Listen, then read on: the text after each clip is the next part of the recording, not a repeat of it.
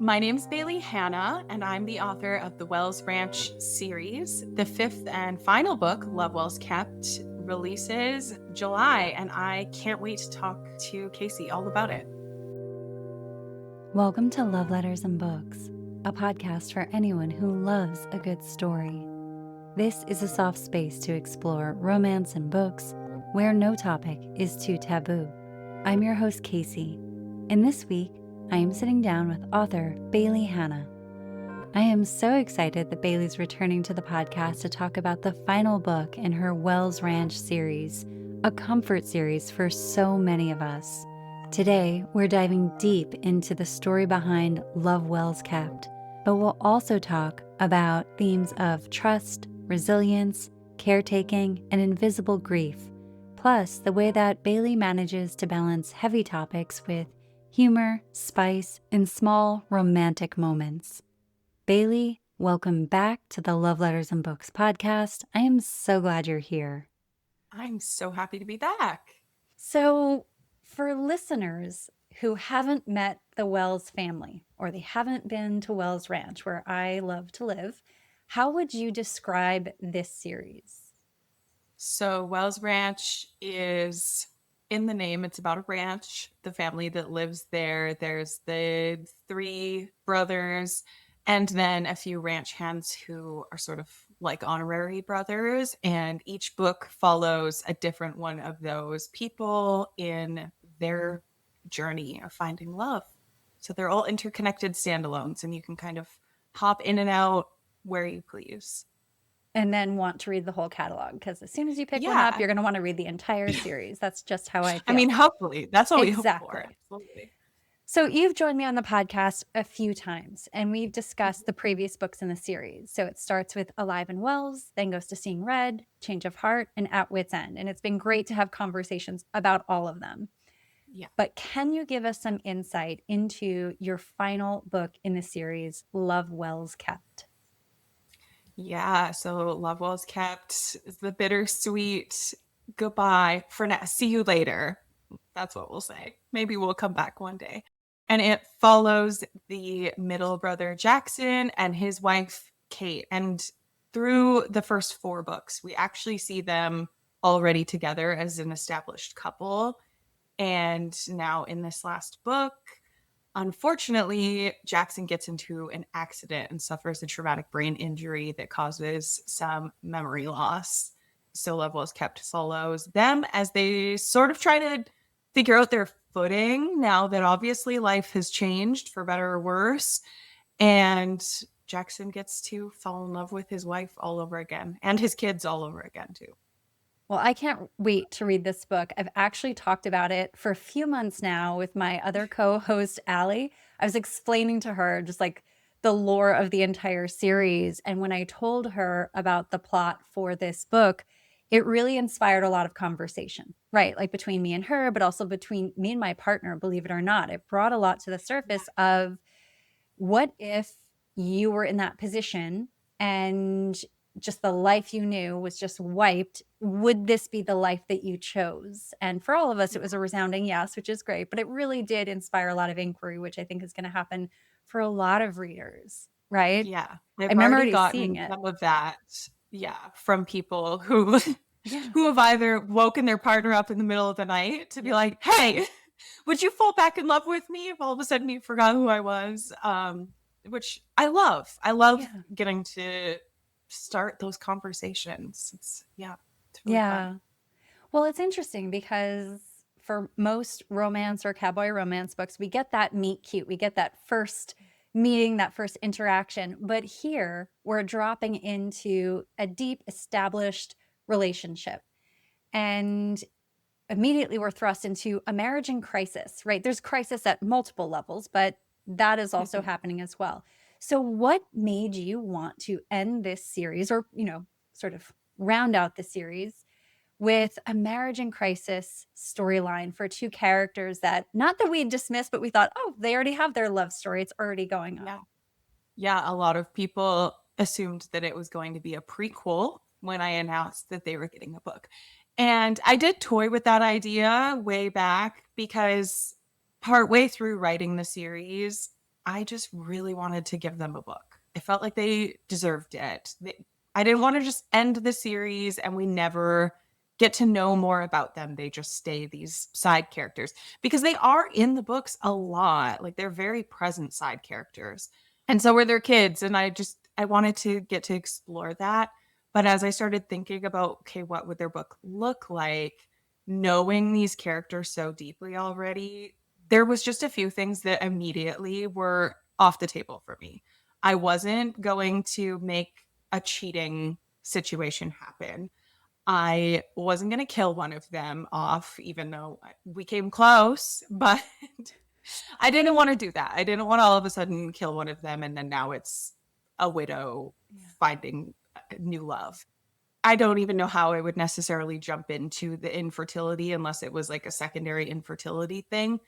But these two have already been together for 16 years. So it feels like there would be a lot that would need to happen to really shake them. I don't think that they would just kind of fall out of love because we see them so in love through the first four books that didn't feel realistic to me. So I was like, something really traumatic and completely out of their control needs to happen to kind of create some conflict that they need to work through. Completely unrelatable. That doesn't happen to any of us in real life. So I can't believe you wrote that. No, I'm just kidding. Because that's what happens. We're going along and Yeah. something surprises us, and it's about sort of meeting that where you are. Well, I am curious because Jackson has been this background character. Can you tell us a little bit about him? Something we wouldn't know going into the book. Something we wouldn't know going into the book. That's hard. Especially because even in their book, he almost was like a blank slate for me because after chapter 1, he doesn't know who he is anymore. So we both kind of get to discover that. But some of the things that we sort of learn throughout Love Wells Kept is that he was kind of we already knew he was sort of one of the quieter brothers, especially compared to the youngest brother, Denny. But that was almost maybe a struggle for him. He was really shy and nervous when he first met Kate, and he wasn't exactly the most willing to experiment in the bedroom. He was always very risk averse, which of course is then funny that then it's a horse accident that leads to him in this situation. But we don't really get to know too much about who he was before in the book either. It's much more focused on who he's going to be moving forward. And what are some of your favorite things about Kate? She's just such a badass, just all around. And I mean, we've known that through the whole series because she's the one in Alive and Wells who's standing next to Cecily, the FMC, and she's ready to fight that abusive ex. Even though she's pregnant, like she's like, I don't care. This is my sister, and I am gonna go down for her if I need to. And she really just carries that. I've had so many people message me and be like, how could you cause Kate so much pain in Love Wells Kept? Because the hits just keep coming for that woman. And she definitely stumbles a bit, but she's still just, she finds her footing. And yeah, she's just such a badass. I don't know that I could do what she does. That's for sure. Well, I do think it's interesting about their relationship because they almost sort of met in a moment of crisis. They They met did. when, right, his mother was Yeah. passing away. Yeah. And I think it's really interesting. What am I trying to say? I think it just, they had such a sort of like a strong beginning. There's this strong relationship, and then you kind of get this disruption that happens again. And I think it kind of pushes back on the idea that we plateau, even as readers, Yeah. as people in real life, right? Like there's stuff that's going to happen that's going to just blindside us. And I think that these stories are really interesting for a million reasons, but one of them being you get to sort of drop into that space without having to navigate the consequences yourself and just see what would Yeah. I do in those situations, right? Like if Yeah. somebody had told Kate this is going to happen, how would she have pictured herself navigating? And I think she's probably pretty surprised by all of the things that unfold. So, Absolutely. right? Like, Yeah, what do I you, mean, she might sit here like I am right now and say, I don't think I could do all of that. But when you're just thrown into it and you have no choice but to figure out how to deal with it, then you might surprise yourself. what do you think is the message there for someone who's going through that in their own life? Like those moments when you think, I will never get through this. I will never survive this. What do you think sort of, I don't know, is a thing you take out of an experience like that that really changes you? I think you really do surprise yourself and you see just how much you're capable of actually dealing with because we're humans in general are very resilient and we are resourceful. We'll figure out a way to deal with the shit. And then when you make it out to the other side, you go, wow, okay, I did it. I'm still here. I might be a little changed. Yeah. Probably you are, but we did it. Yeah. Well, I want to touch on sort of a big topic that's actually been coming up in my professional life, something I've been working Mm, on for like the last 2 years. And I thought it was interesting that it came up in your book. And it was about invisible experiences. So, the invisible experience of grief. And so, I'll give an example of what I've been working on. I did a bunch of work on invisible postpartum, right? For that whole journey that gets dismissed, whether it's birth, stillbirth, miscarriage, there's this whole experience that we just sweep under the rug.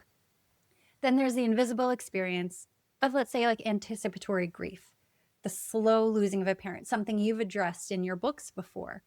And so I want to just touch on Kate's experience of what's going on because I'm assuming she's having to be strong, hold all of these people mhm. together. She also has a child, so taking care of another person.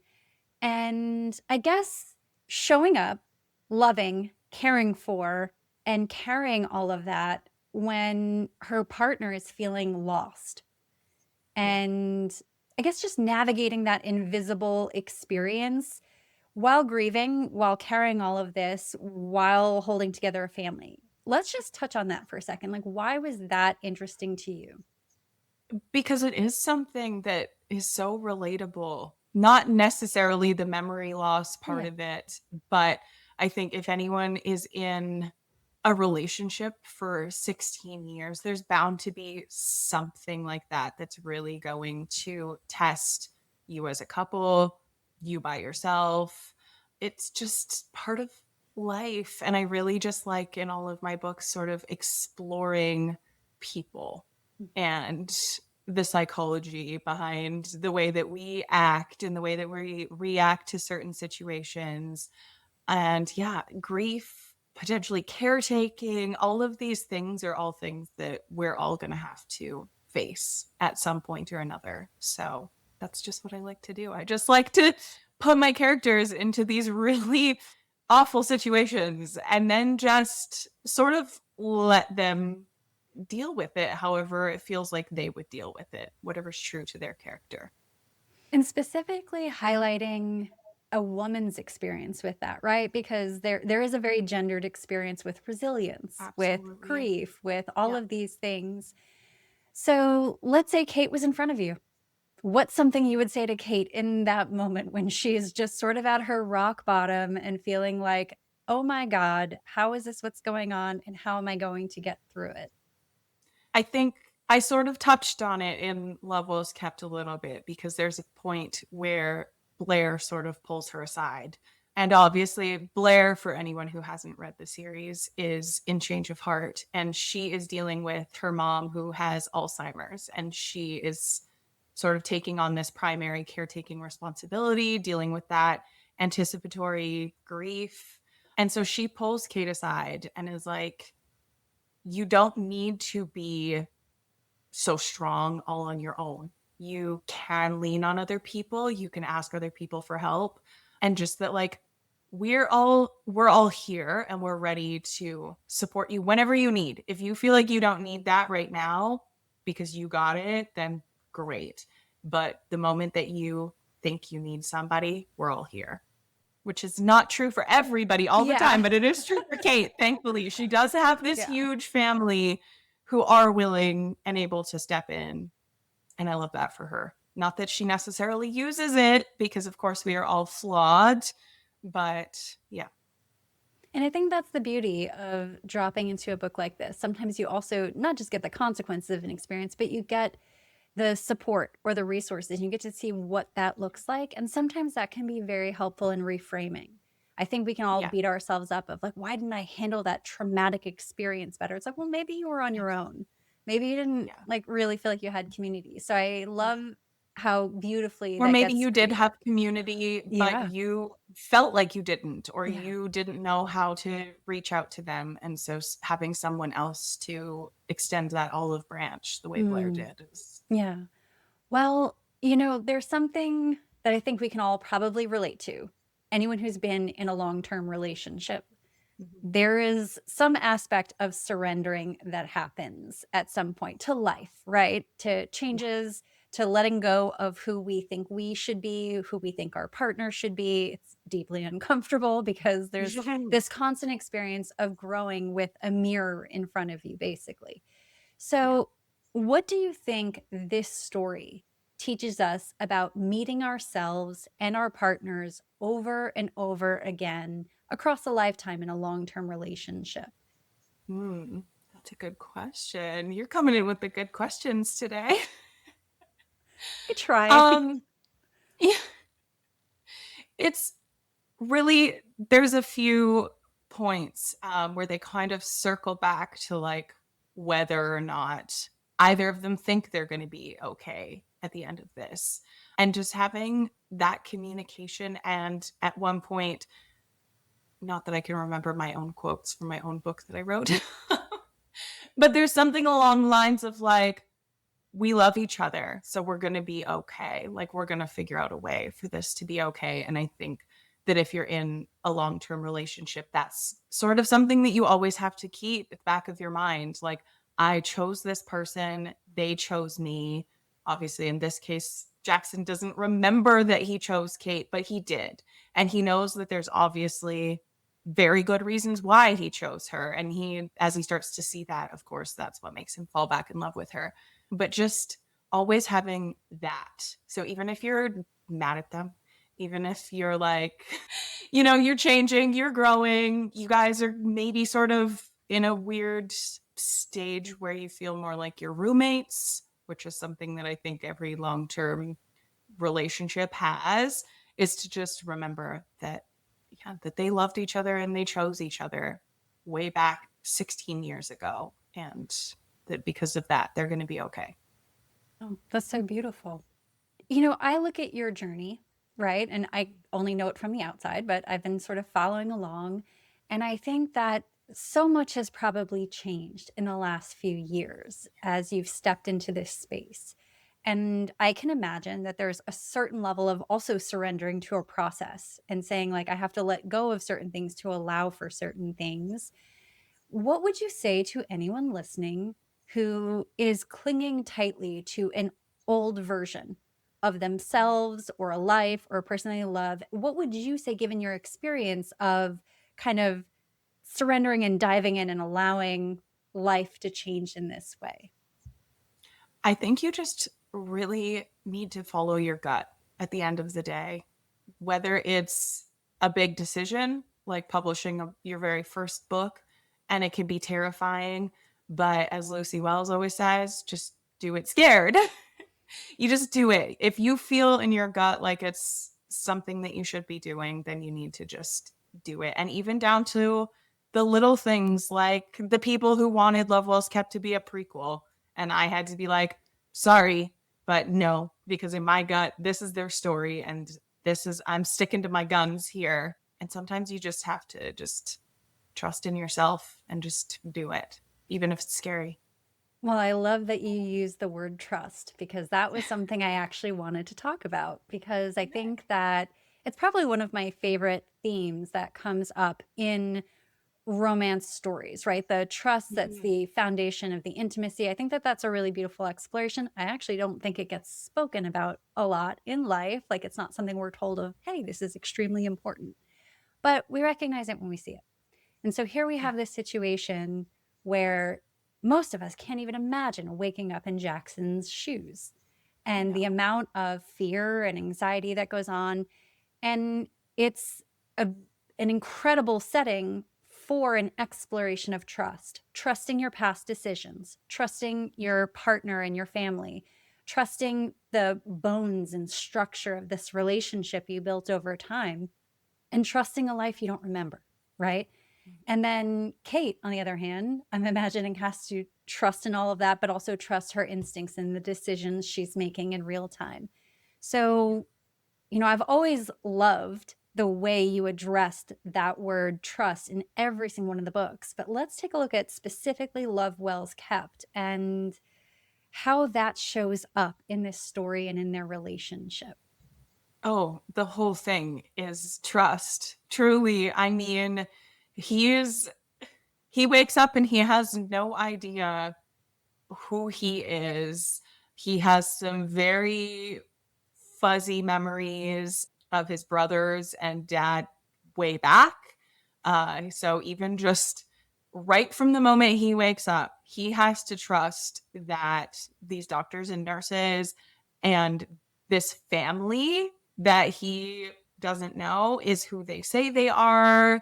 And then there's also a bit of, as he gets home and he's sort of settling into this new life, he has to sort of trust in himself because he's hearing stories about who he is from these other people, and some of them don't necessarily resonate anymore. And so he has this where he's figuring out old Jackson and new Jackson, and he kind of has to just trust that he knows himself.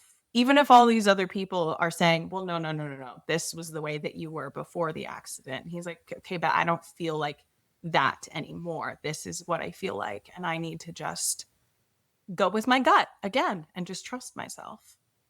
Well, at its core, this is a romance. So let's Yeah. touch on that part of the story because that sounds like it is probably very complicated for these two. So I Yes. think it's beautiful that we've touched on the trust, the foundation that's there, and like each of their processes.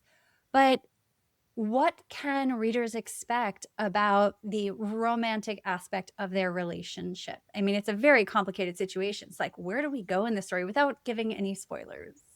Yeah. It is very complicated. And my editor, even when I sent in the first draft, she was like, okay, I think we need to like all of the hospital stuff. Great. I think we need to reduce it a little bit because this is a romance. If we do need to get to them being together, Yeah. the first almost third of the book, he's in the hospital and he's in a coma for a lot of it. So, where's the romance? So it is definitely a slow burn, the slowest burn of the whole series, because it just needed to be. They needed time. He needed time because it's not even just the amnesia part of it. I really made sure to do a lot of research and do the traumatic brain injury parts justice. So he's in a lot of pain. He's getting excruciating migraines. He's dealing with some depression because of it. So he's got a lot of physical things going on outside of just the memory loss that sort of slow the whole process down. But it's just the little moments still. That's where all the romance sneaks in, is their little moments together. Well, Wells Ranch is a comfort read for a lot of us. I'm Mm, sure you've heard that. People are yes. obsessed with this universe that you've created. So, what do you think it is about this particular setting, this particular group of people that offers so much comfort to your readers? I think it's that they feel like real people. So the world feels very real. The characters feel very real. I saw a review once that still I was like, it's just the most basic review. It wasn't like oh my god, 6 stars, this is the most life-changing thing. They just were like, I really love this series because everybody's so real. They all have realistic body types. They have realistic family dynamics, they have flaws, there's chronic illnesses, there's mental illnesses, there's just everything that real people out in the world are dealing with. And I think that's what makes it really comforting, at least for some people. If you're looking for an escape from the real world, maybe not so much. But if you're just wanting to put yourself into these experiences, like you said with Love Wells Kept, but where you don't have to actually experience it yourself, but you can sort of sit with it and think about, how would I deal with this situation? And they feel like friends to me. So it's really great to know that other people feel like they're their friends too. We do, just so you know. And I know you know that, but just I love confirming. it. Yeah. Well, another thing that I think a lot of us as readers connect with, that you write characters who are also in their 30s and they're Mm-hmm. juggling things that we experience in that time of life, whether it's kids, jobs, exes, real life responsibilities, mistakes, family dynamics, health, all of that. So the story goes beyond. And, and we all love to read the story of the 20-year-old meeting, falling in love. Like, that's a great story because for a lot of us, that was not a great time in life. So it's beautiful to No. fall into those stories, right? Wonderful. But one, I want to know, like, what draws you into writing these kinds of stories and how does it impact the emotional stakes? Like in a book like Love Wells Kept, where they are so established, they have this whole life. It's not like they can say, well, we've been together 6 months, maybe it wouldn't work out. Like, how does it really amplify your stories? Well, I think exactly that, that there's, if they had only been together for 6 months or a year or 5 years, or even if it was 16 and there was no children involved, then, it looks a lot different. And for me, writing those really young, the 20-year-olds, you're like, you have your whole life ahead of you.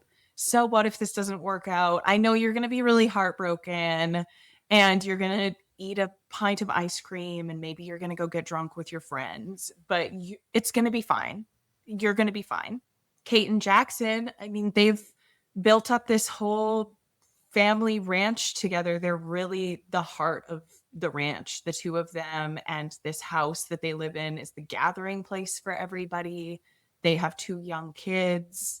And so if all of that crumbles, then what? I mean, obviously they could still start over because everybody can always start over, but it's just going to look a lot different.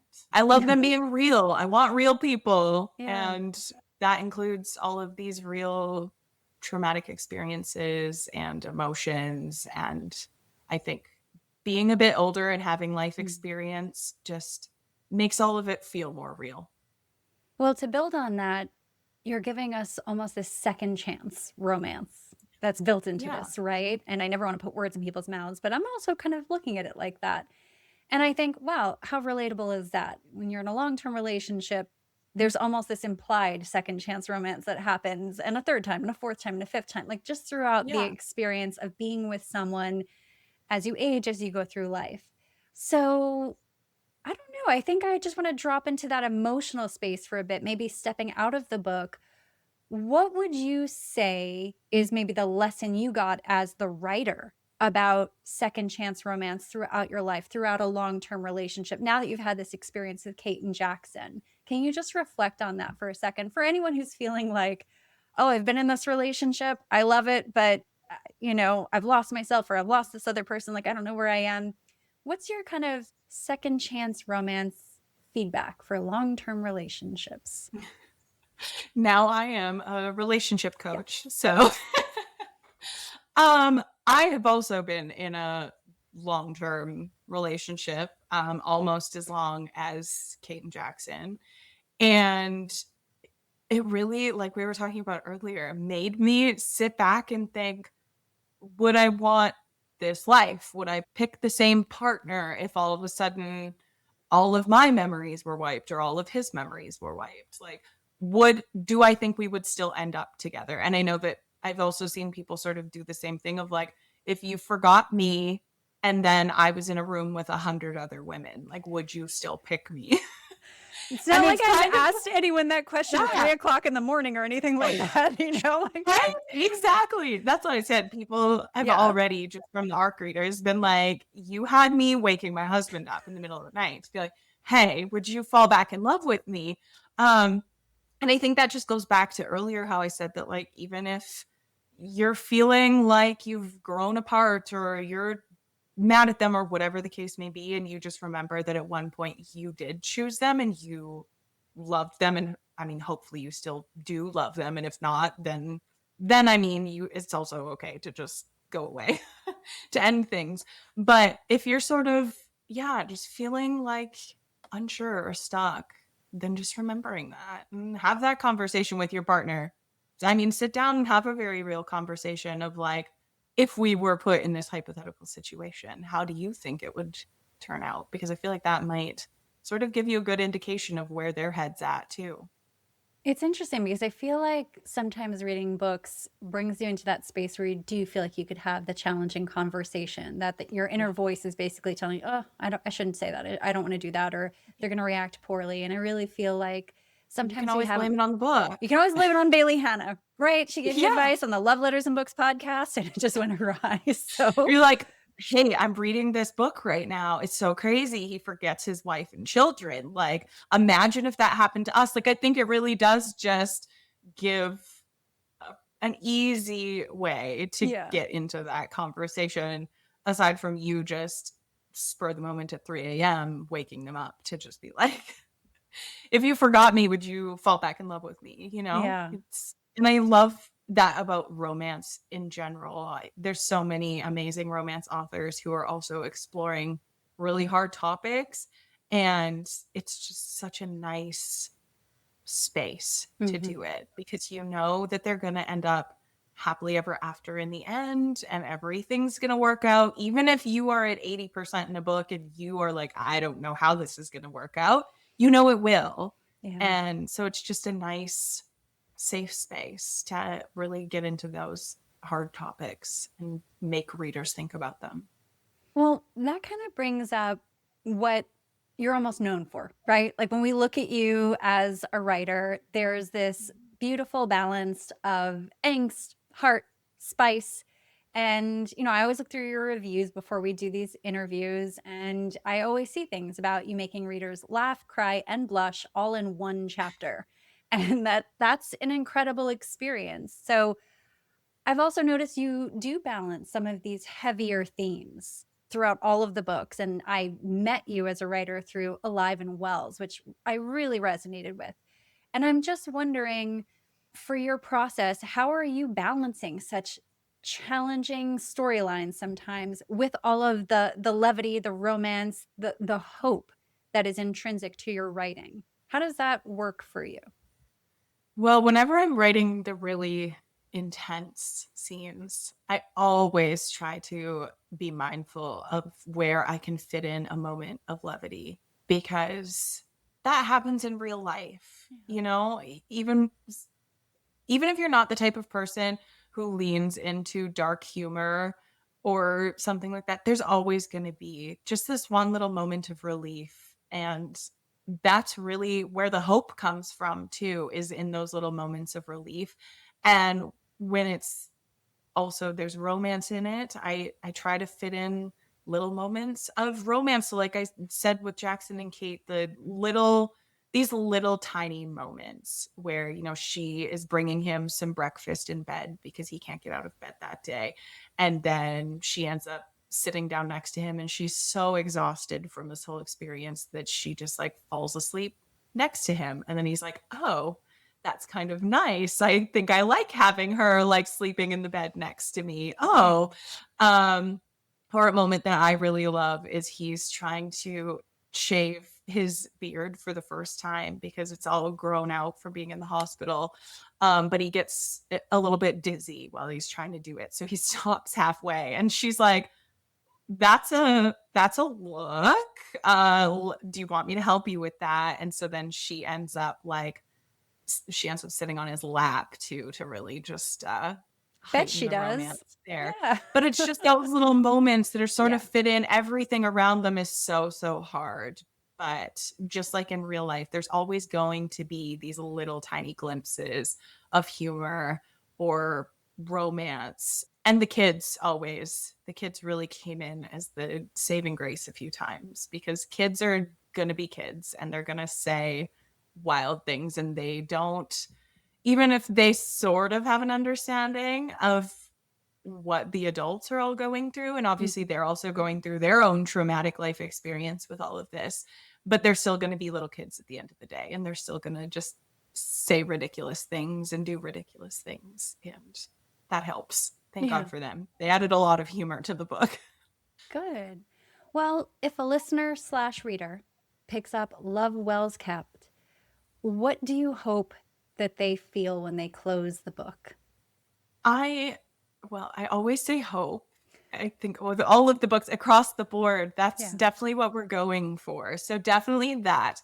But I also like we were talking about with trust and trusting in yourself, maybe even more than trusting the people around you, but just trusting in yourself is so important. And I hope that that's what people take away. Well, if someone does pick up the book and falls in love with this universe, which I have no doubt that they will, where should they go next? Which book should they pick up first? Well, you could circle all the way back to the start and do Alive and Wells, or if the harder topics are really your catnip, you like that. And if you want to sort of you see a couple little glimpses of Jackson and Kate way back when they first started dating, then I would say Change of Heart, which is actually the third book.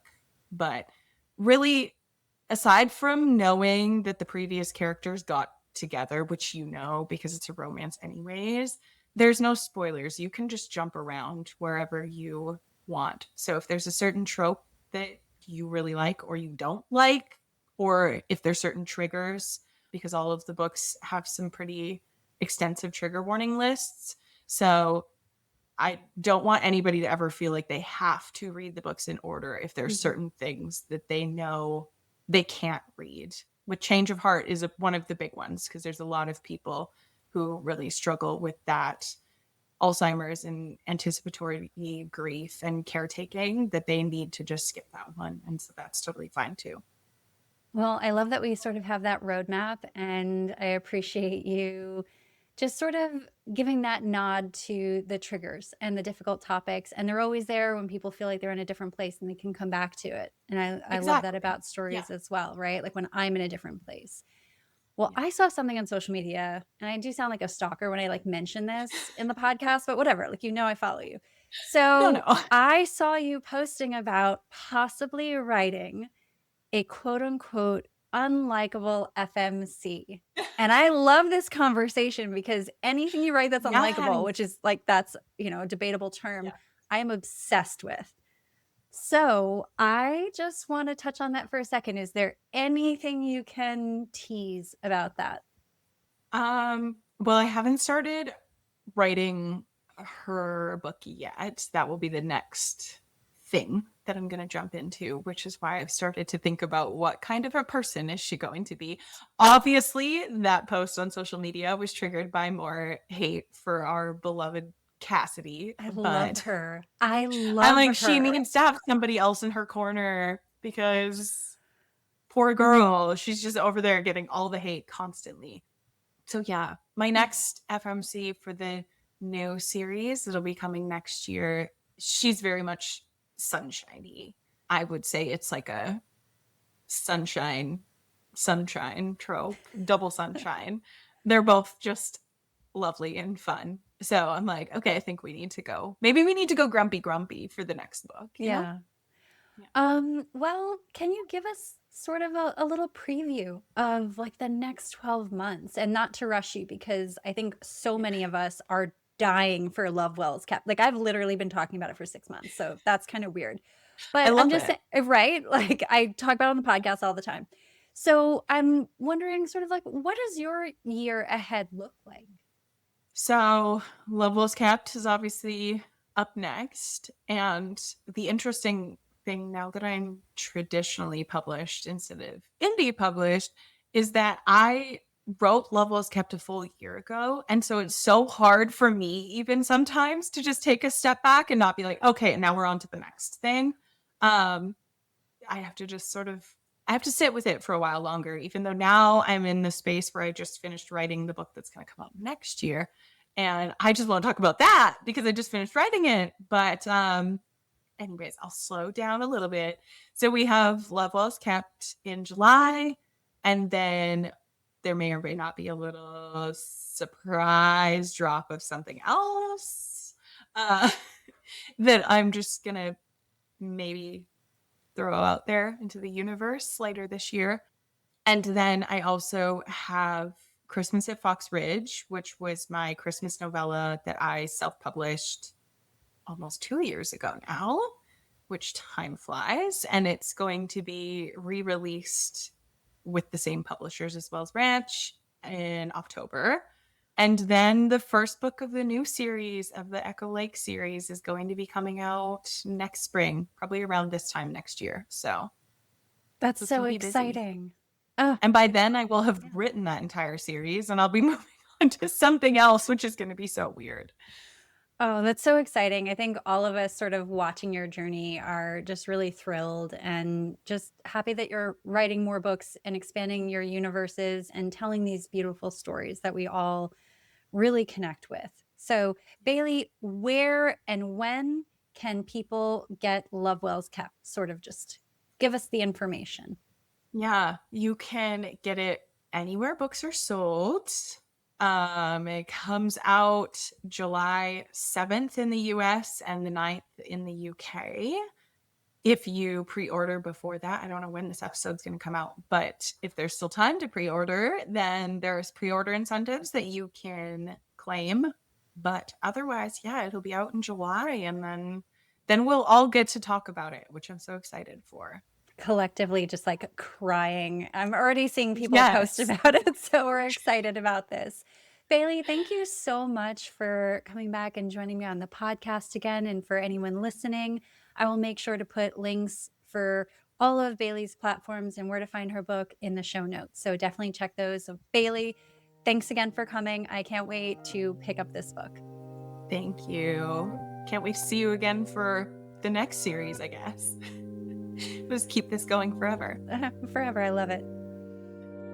Thank you for listening to this episode of Love Letters and Books, a podcast for anyone who loves a good story. If you enjoyed this episode, please take a moment to follow, rate, and review this podcast on your favorite listening platform. You can find me on both Instagram and TikTok at Love Letters and Books. And if you're interested in being a guest on Love Letters and Books, suggesting your favorite author, or just want to write in an original love letter to yourself or someone else to be read on air, please send me an email at lovelettersandbookspodcast@gmail.com.